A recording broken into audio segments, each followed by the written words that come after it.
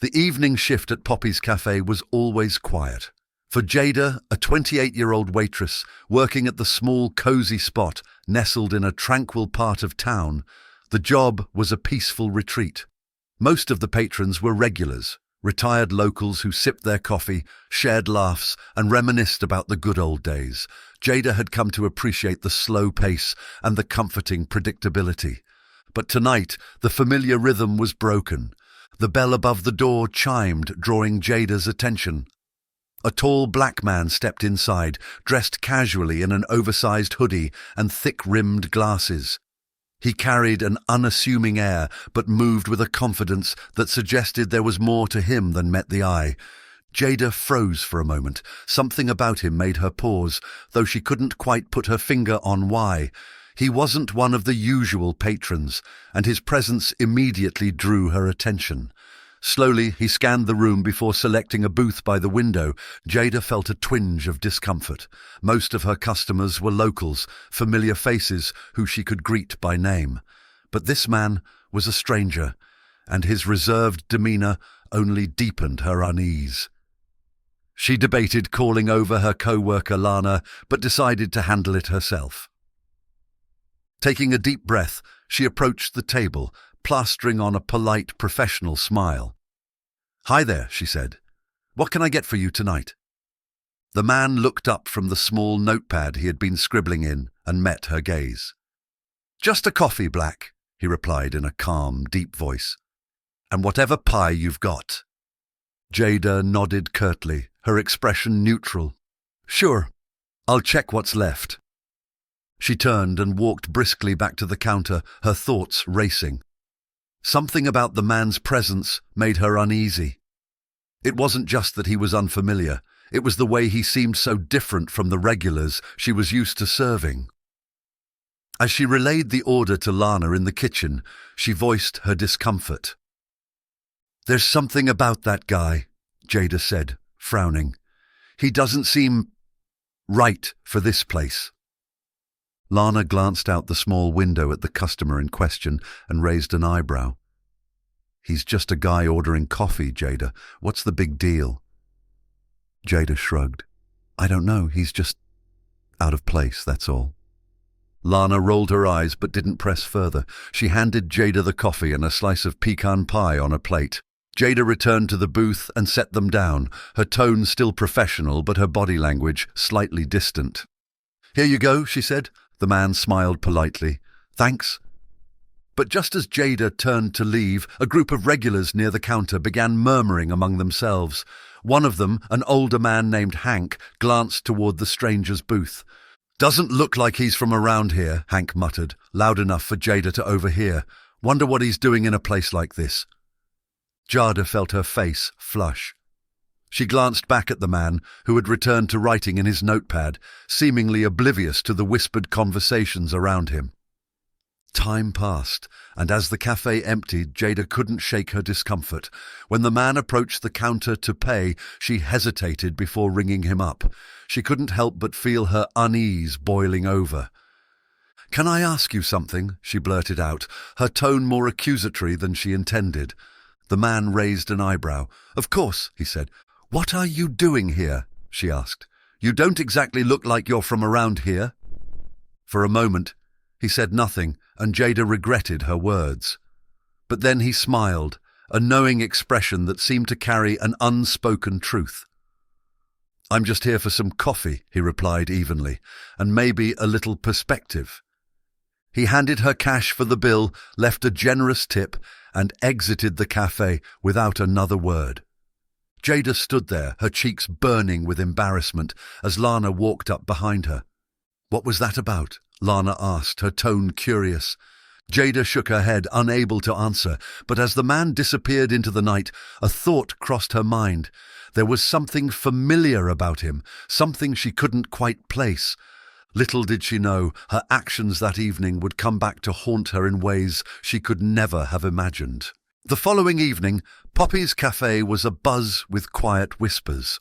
The regulars were seated in their usual spots, but a peculiar energy filled the air. Word had spread about the mysterious man who had visited the night before, leaving everyone curious. Jada tried to brush off the incident, convincing herself it was nothing.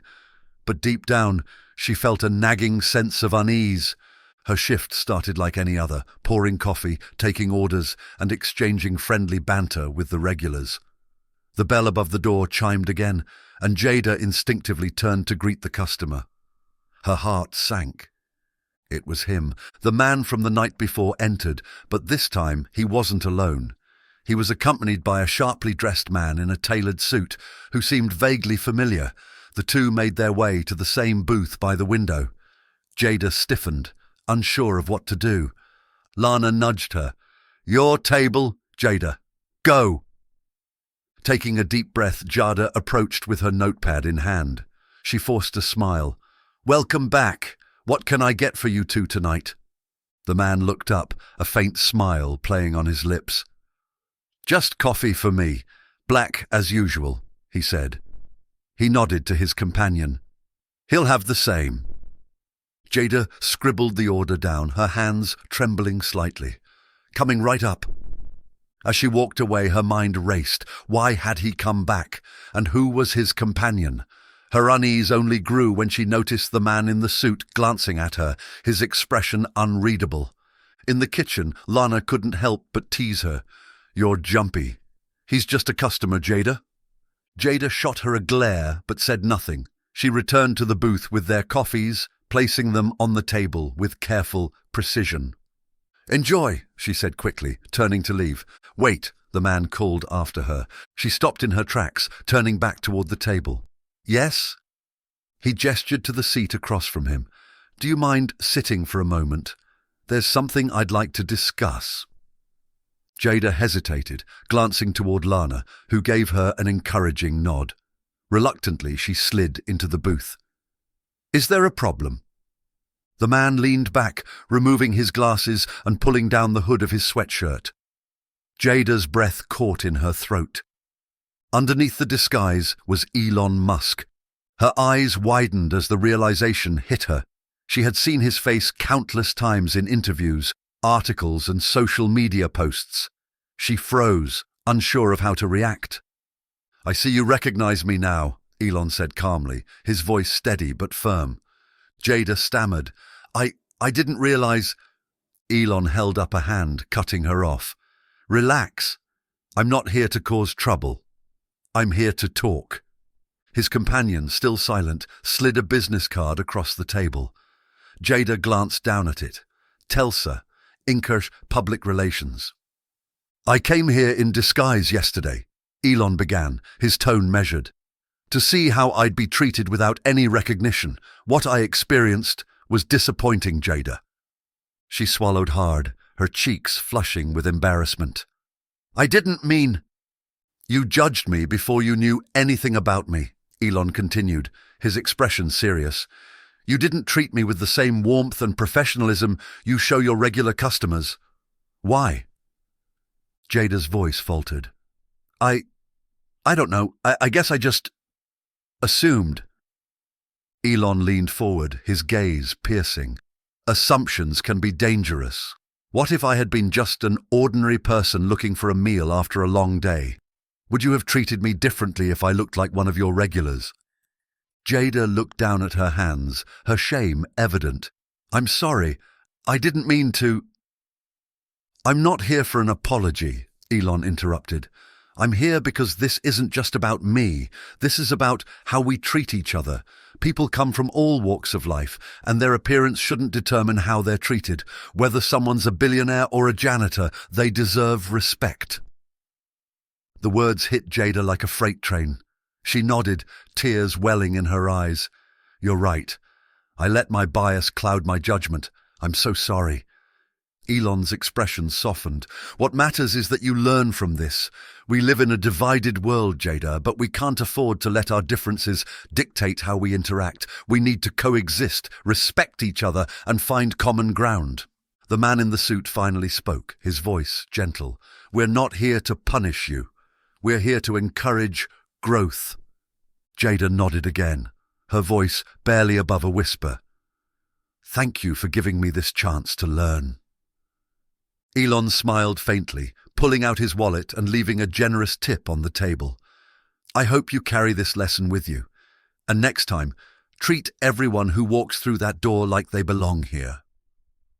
With that, he stood, pulling his hoodie back over his head. He and his companion left the cafe, leaving Jada sitting in the booth, her mind racing. As the bell above the door chimed, signaling their departure, Lana walked over, her expression a mix of curiosity and awe. Was that...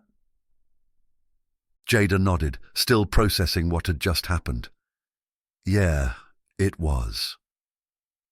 From that night on, Jada vowed to treat every customer with kindness and respect, regardless of their appearance or background. Elon Musk had given her a lesson she would never forget, a lesson about humility, humanity, and the importance of coexistence. We'd love to hear your thoughts on this story. What did you think about Elon Musk's approach to teaching Jada an important life lesson? Please leave a comment below. Thanks for watching, and we'll see you in the next video.